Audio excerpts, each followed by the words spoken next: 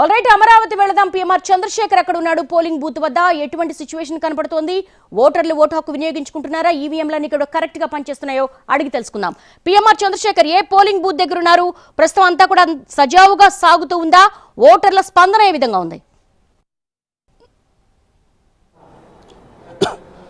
ప్రస్తుతం నేను ఈసీ కార్యాలయం వద్ద ఉన్నాను దేవి. మనకి ఇక్కడికి అందుతున్న సమాచారం మేరకు, ఈసీ వర్గాలకు వస్తున్న సమాచారం మేరకు జిల్లాల నుంచి పూర్తి స్థాయిలో అంటే కొన్ని చోట్ల చెదురుమదురు సంఘటనలు జరిగాయి. పల్నాడు కావచ్చు, పొంగనూరు కావచ్చు, ఒకటి రెండు చోట్ల కొంత హింసాత్మక ఘటనలు చెలరేగిన పరిస్థితుల్లో ఇప్పుడున్న సిచ్యువేషన్ ప్రకారం అక్కడ కంట్రోల్ చేసే దిశగా ఈసీ అన్ని రకాల చర్యలు తీసుకున్న పరిస్థితి కనిపిస్తోంది. అవసరమైతే అదనపు బలగాలను కూడా పంపించమంది. ఇక ఓటర్ టర్నౌట్ విషయానికి వచ్చేసరికి ఉదయం నుంచి కూడా ఓటర్లు పోటెత్తుతున్న పరిస్థితి కనిపిస్తోంది. ఇప్పటివరకు మనకు అందుతున్న సమాచారం మేరకు రాష్ట్ర వ్యాప్తంగా 10% మేర పోలింగ్ నమోదైనట్టుగా తెలుస్తోంది.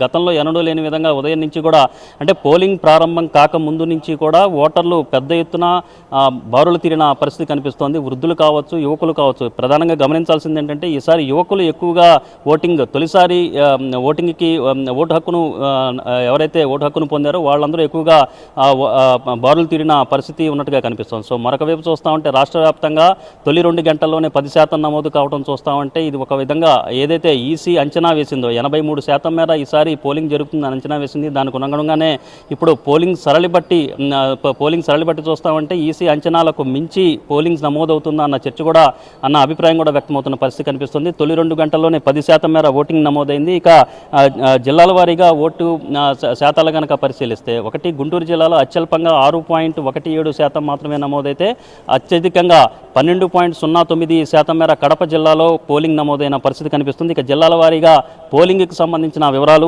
ఎంత శాతం మేర నమోదైందన్న అంశానికి సంబంధించి అల్లూరు సీతారామరాజు జిల్లా 6.77, అనకాపల్లి 8.37, అనంతపురం 9.18, అన్నమయ్య జిల్లా 9.89, బాపట్ల 11.36, చిత్తూరు 11.84, కోనసీమ 10.42, ఈస్ట్ గోదావరి 8.68, అలాగే ఏలూరు 9.90, గుంటూరు 6.17. ఇక్కడ తక్కువగానే ఇప్పటి వరకు పోలింగ్ శాతం నమోదైన పరిస్థితి కనిపిస్తుంది. కాకినాడ 7.95, కృష్ణా 10.80, కర్నూలు 9.34, నంద్యాల 10.32, ఎన్టీఆర్ జిల్లా 8.95, పల్నాడు 8.53, పార్వతీపురం మన్యం 6.30, పొట్టి శ్రీరాములు నెల్లూరు జిల్లాలో 9.51, అలాగే సత్యసాయి జిల్లాలో 6.92, తిరుపతి 8.11, అలాగే విశాఖపట్నం 10.24, విజయనగరం 8.77, వెస్ట్ గోదావరి 9.57, అలాగే వైఎస్ఆర్ కడప ఈ విషయానికి వచ్చేసరికి 12.09. సో పెద్ద ఎత్తున పోలింగ్ నమోదవుతున్న పరిస్థితులు చాలా స్పష్టంగా కనిపిస్తున్న నేపథ్యంలో ఎక్కడా కూడా ఎటువంటి అవాంఛనీయ సంఘటనలు జరగకుండా అన్ని రకాల జాగ్రత్తలు తీసుకుంటున్నామని ఈసీ వర్గాలు చెప్తున్న పరిస్థితి కనిపిస్తోంది దేవి. రైట్, కొన్ని చోట్ల చెదురుమదురు ఘటనలు జరుగుతున్నట్టుగా తెలుస్తోంది. ఒక మానిటరింగ్ సంబంధించిన టీంతో ఈసీ మీట్ అయినట్టుగా తెలుస్తోంది. దానికి సంబంధించిన అప్డేట్ ఏమైనా ఉందా?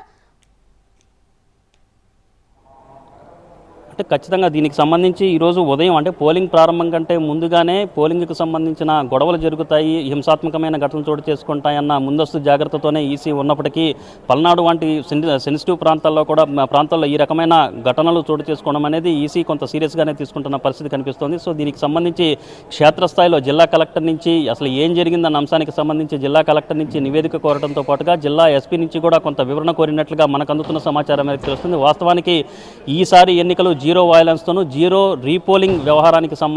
రీపోలింగ్ ఉండేలాగా లక్ష్యంగా ఎన్నికలు నిర్వహించాలి. ఇదే ప్రధాన లక్ష్యంగా ఈసీ వ్యవహరిస్తోంది. ఏపీలో ఎటువంటి రీపోలింగ్కి ఆస్కారం కలగకుండా, అలాగే ఎటువంటి పొలిటికల్ వైలెన్స్ జరగకుండా అన్ని రకాల జాగ్రత్తలు తీసుకుంటామని చెప్పి చాలా స్పష్టంగా చెప్పినప్పటికీ పల్నాడులో కావచ్చు, మాచర్లలో కావచ్చు, అలాగే పొంగనూరులో కావచ్చు పెద్ద ఎత్తున కొంత పరస్పరం దాడులు చేసుకోవటం, ఎన్నికల సందర్భంగా పోలింగ్ సందర్భంగా ఏజెంట్లే ఒకళ్ళ మీద ఒకళ్ళు దాడులు చేసుకోవడం. సో ఇటువంటి సంఘటనలని కొంత సీరియస్గానే ఈసీ తీసుకుంటున్న పరిస్థితి కనిపిస్తుంది. సో దీనికి సంబంధించి ముందుగా అయితే నివేదిక కోరుతున్నప్పటికీ ఈ అల్లర్లను కంట్రోల్ చేయలేకపోయిన అధికారుల మీద చర్యలు తీసుకునే అవకాశం కూడా ఉంది, లేకపోలేదని సీఈఓ ఎంకే మీనా చాలా స్పష్టంగా చేసిన పరిస్థితి కనిపిస్తున్న నేపథ్యంలో సో ఎక్కడైతే సెన్సిటివ్ ప్రాంతాలు ఎక్కడైతే ఉంటాయో అక్కడ ఖచ్చితంగా మరిన్ని అదనపు బలగాలను పంపించే దిశగా కూడా ఆదేశాలు జారీ చేసిన పరిస్థితి ఈసీ వైపు నుంచి కనిపిస్తోంది.